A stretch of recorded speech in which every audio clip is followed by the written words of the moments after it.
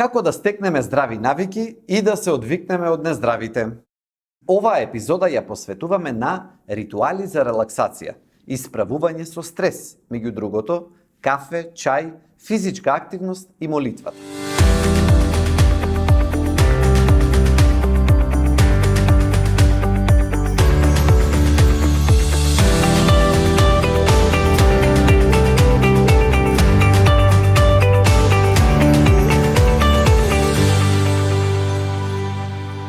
Може би изгледа најлесната работа на светот, но способноста на момент да се одвоите од секојдневната реалност и не е така едноставна работа.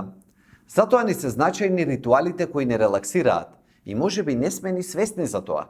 Например, кафе паузата на работа, утринското кафе или чај, а за некои тоа може да биде молитвата, медитацијата, физичката активност, пладневната дремка, јогата, бањата со топла вода, масажите и така натаму. Ритуалите имаат корисни ефекти. Интересно е како нашиот мозок некогаш и сосема несвесно, суптилно ги употребува овие кратки моменти на уживање, кои можат да делуваат амортизирачки на насобраниот стрес во текот на работната недела и значително да ни помагаат полесно да ги поминеме секојдневните предизвици. Значи, тие може да бидат доста успешен начин за справување со хроничниот стрес, што директно придонесува за квалитетот на живот. Бидејќи знаеме дека ваквиот стрес на долг рок, во комбинација со повеќе други елементи, може да води кон намален имунитет, нарушена дигестија, когнитивна функција нарушена, нарушен сон, но и посериозни заболувања.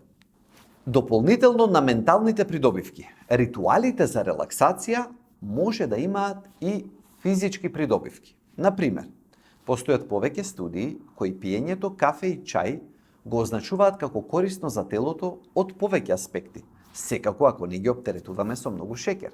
Например, чаевите обично содржат низа антиоксидативни компоненти кои ни помагаат во превенцијата и борбата со хроничното воспаление, а кафето се поврзува со намален ризик од дијабет, подобрено слабење, подобрени енергетски нивоа и така натаму. Сепак, некои ритуали може да бидат и штетни. Пушењето и алкохолот дефинитивно може да делуваат релаксирачки, но на долг рок ова се доста сериозни состојби, кои се ризик фактори за огромен број на заболувања и намален квалитет на животот во целина. Тоа се навики од кои треба да бараме начин на ослободување.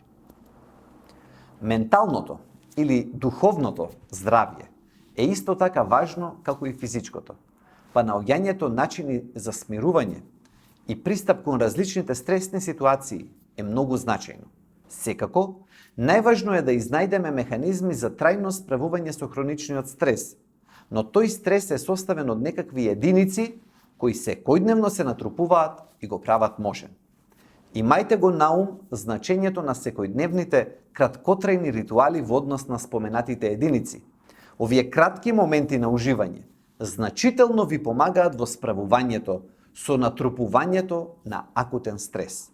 Затоа, негувајте ги релаксирачките ритуали.